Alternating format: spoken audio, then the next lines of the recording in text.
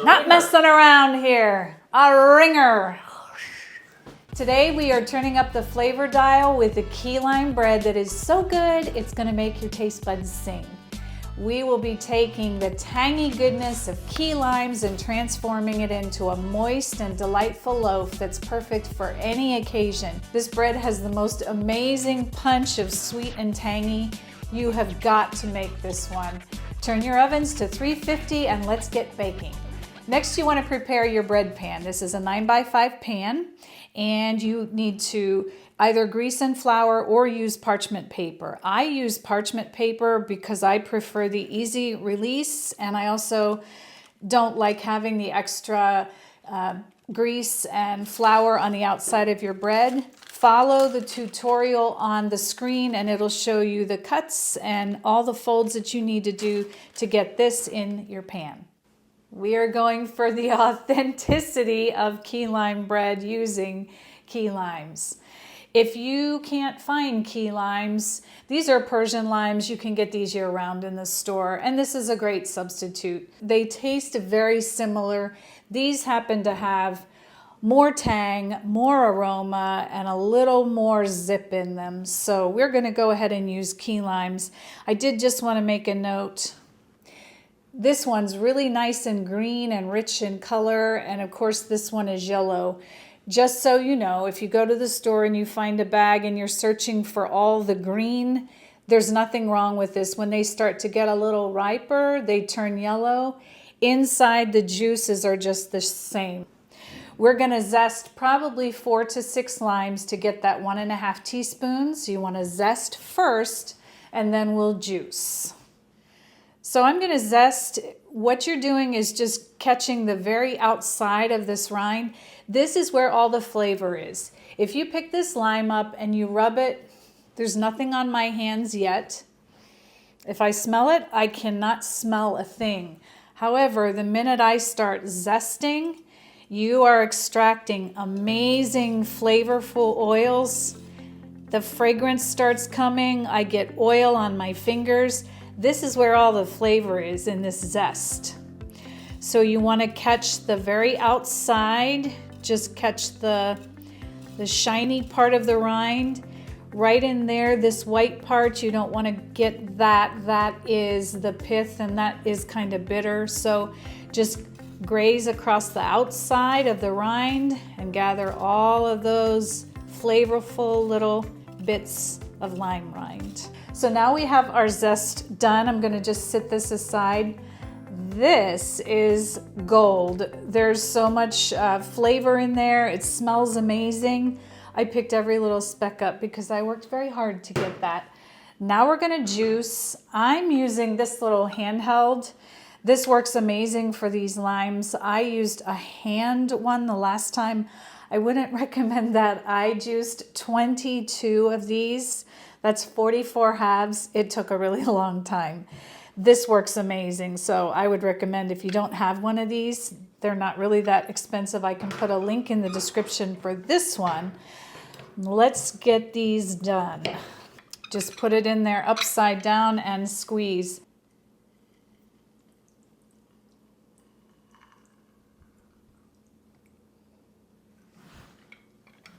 And okay, am I at a quarter? For goodness sakes, perfect, I am. Okay, so we're gonna make some magic with our lime zest and sugar. We're going to put 250 grams of sugar in this bowl. That is 1.25 cups. We're gonna add 1 teaspoon of our lime zest, which is about 6 grams. We're going to put that directly into the sugar. Here's where the magic starts.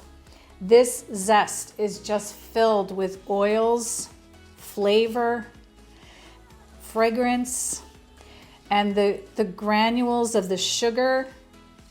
They have sharp edges, so that actually just extracts the oils from the zest and puts it right into the sugar.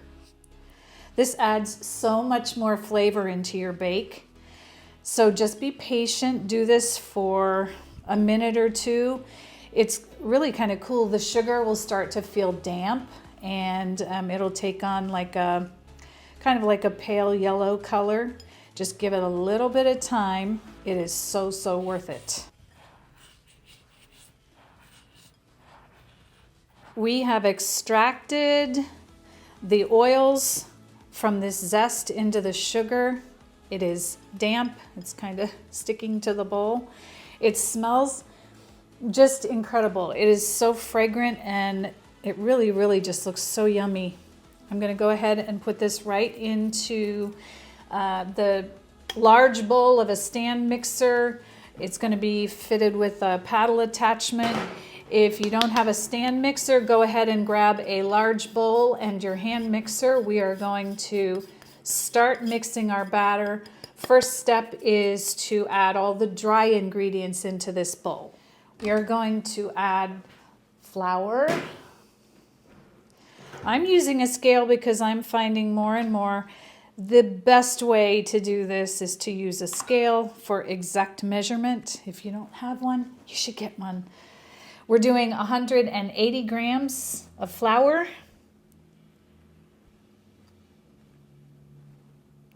I'm going to pour that directly into the bowl. We need a ½ teaspoon of baking powder. This is our leavener. That's 2 grams. And then 1/8 of a teaspoon of salt. It's a 2-finger pinch, and that is just for flavor and balance. You can use a whisk if you want. You want to make sure that the baking powder and the salt are really incorporated into the flour evenly before we get going. I'm doing it with this paddle attachment. If you're using a bowl and a hand mixer, maybe you want to use a whisk. Just going to put it on low here and just let it stir and get mixed for a minute. So the dry ingredients are all mixed now. We are going to add butter directly into this. The traditional creaming method is adding butter and sugar into the bowl, mixing it for 3 to 4 minutes until it's really light and fluffy. We're doing the reverse creaming method. We're adding butter directly into the dry ingredients, and that is essentially coating the flour with a layer of fat. When flour becomes moist or hydrated, it starts producing gluten. The proteins in flour produce gluten. We don't want gluten to be activated in this bread because we want it moist and tender. So we're doing everything we can to stop the gluten from forming, and this is one way to do it. Whenever the flour is covered with butter, it's essentially covered with a layer of fat. Then when we add the wet ingredients in, the wet can't get to the flour, and so it inhibits the gluten from forming. The lime juice is also another gluten inhibitor. It'll actually, the acid in the lime juice keeps it from producing gluten too. So we don't want gluten because gluten forms structure. We don't want structure, we want moist and tender. So we're gonna go ahead and mix this butter in until it is crumbly. So this is really nicely incorporated. I'm going to go ahead and just show you what it should look like. It's important that you don't have any large chunks of butter. I see some on the mixer, so I may just give it a little extra spin here, but I want to show you basically this is what you want. It's really just moistened, and just imagine all the little bits of flour are covered with fat, which basically is going to just encapsulate the flour and keep it from getting moist and gluten from forming. Our dry ingredients are all incorporated. Now we're going to add our wet ingredients. We're going to add 3 eggs. These are at room temperature, very important. Room temperature, the butter was room temperature, the milk is at room temperature. Everything we're doing is room temperature we want it to just be very homogeneous. Like if you end up forgetting and you add in cold milk, it'll actually cause the butter to seize up and makes your mixture separate. So we want to make sure everything is all the same temperature. So just try to remember that when you're prepping, to have your milk and your eggs and your butter all out. We're going to add these one at a time. Putting them in one bowl makes it a little tricky. I'm going to do my best. You stir just until combined. There's one. Once you see that it's incorporated, go ahead and add the next egg. You want to be very careful always to not overmix your ingredients. That does activate gluten. And there's the third egg. I'm going to scrape down the bowl very quickly to make sure that we're getting everything from the sides and the bottom. So now we're adding 1.5 teaspoons of our lime juice. That's 7.5 milliliters. And then we're adding a 1/2 cup of whole milk, which is 125 milliliters. And again, we are mixing this just until combined.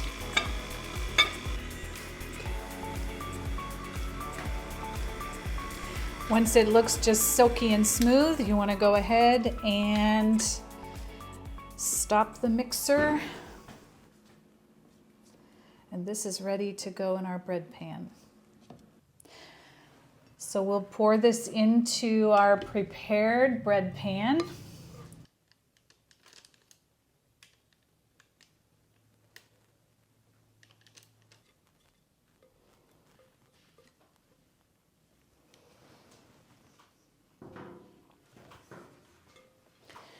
I'm going to go ahead and just kind of smooth it out a little bit. So you want to make sure that it's into the corners. And then it is ready to go in the oven. So we're going to put this in the oven at 350 for about 55 to 60 minutes. Know your ovens. Sometimes your oven's a little hotter, a little less. So just kind of monitor it. Don't keep opening your oven to check it. Look through the window. That's why we have windows and lights. It lowers the temperature by about 25 degrees every time you open the oven door and your oven is trying to maintain that heat. So just keep peeking through the window. You're looking for golden brown on the top, so you can do the touch test. If you just touch and press down and it springs back, you can kind of tell it's done. The best way is to insert a toothpick into the center. If it comes out clean, it is done. So let's get this thing in the oven.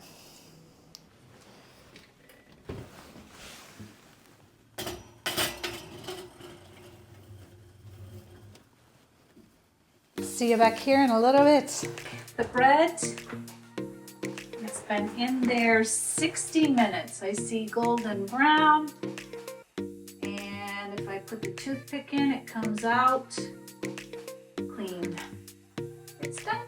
We are going to let this cool in the pan for about 20 minutes. While that's cooling, we're going to make a lime syrup that we'll put on top of the bread. Need a saucepan. We need 3 tablespoons of our beautiful lime juice that we worked so hard for. I love these little measuring cups.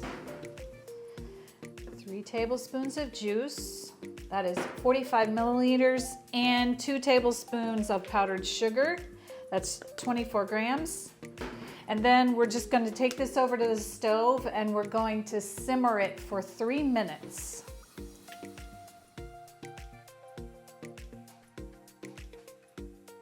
The syrup simmered for 3 minutes.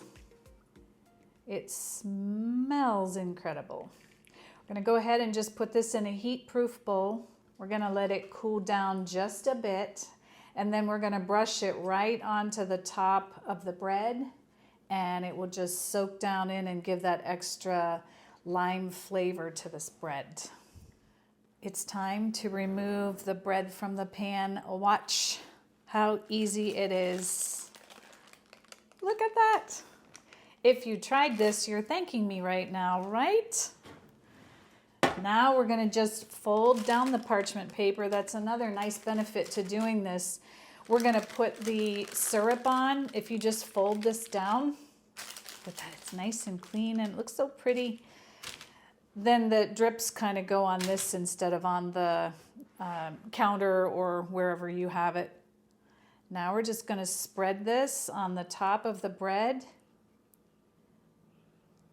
It'll soak in and give this amazing punch of lime flavor. It soaks right into the top of the bread.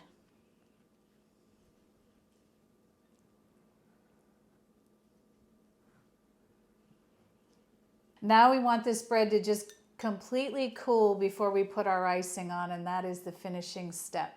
See you back here in a little bit. The bread is almost cool. It has maybe 5 to 10 minutes left, so we're gonna go ahead and make the icing. Part of the reason I wanna make it a little bit ahead of time is because, once again, we're putting lime zest in, and we wanna make sure that we get the flavors from the lime zest incorporated into this icing. So we're gonna go ahead and put a half a cup of powdered sugar in a bowl. This is 60 grams.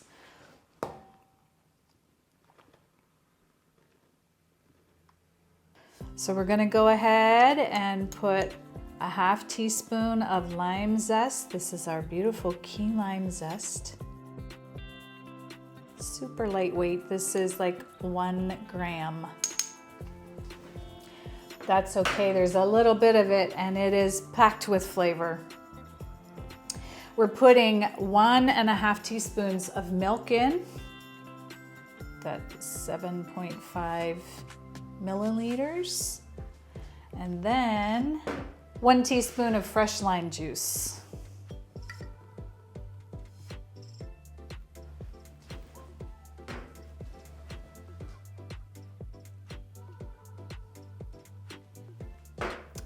Done with the scale. I'm using this silicone flexible utensil because I want to kind of just push it around. This looks really dry at first, but give it time. We don't want the icing to be runny. We want it kind of thick. Sometimes you can do a glaze on bread, but this is actually icing, so we want it to stay on the top of the bread once we're done with it. And you can see it's moistening. Give this a stir, maybe for like a minute or two. Just keep working with it, because actually what you're doing is extracting that gorgeous lime flavor out of the zest. And then once the bread is cool, we'll put this on it and it'll be done. The bread is cool. We're gonna go ahead and put the icing on, and then we will just let this, it needs to kind of set and dry, maybe 10-15 minutes. It doesn't take long. You want to make sure you get some around the edges. That way you have a little bit dripping down over the sides, because I think that's really pretty. So don't skip the edges.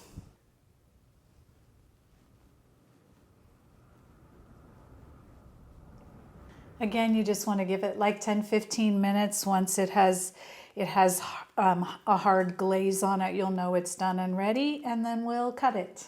So thank you for sticking with me through this whole bread baking process.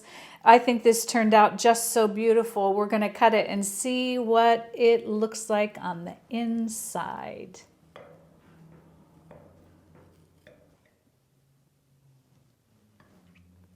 Wow. That's so pretty. That nice, tender, moist crumb. It's gorgeous.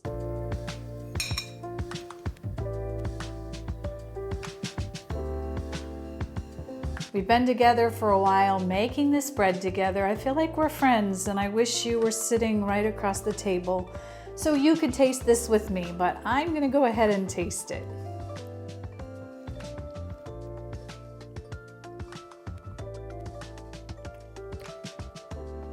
The thing that sticks out the most to me, this is so tender and moist. You really have to try that reverse creaming method. This is so, so, so yummy, and it has a beautiful punch of lime flavor. I do hope you learned some tips and tricks along the way to improve your bakes, and I hope that you enjoyed learning how to make this beautiful key lime bread. Check out the description below for tools that were used today, for some other tips and tricks, and if you love key lime, check out my key lime pie recipe. It is so, so, so yummy. And also, if you want to learn more breads, I have a bread playlist. I do hope to see you in the next video.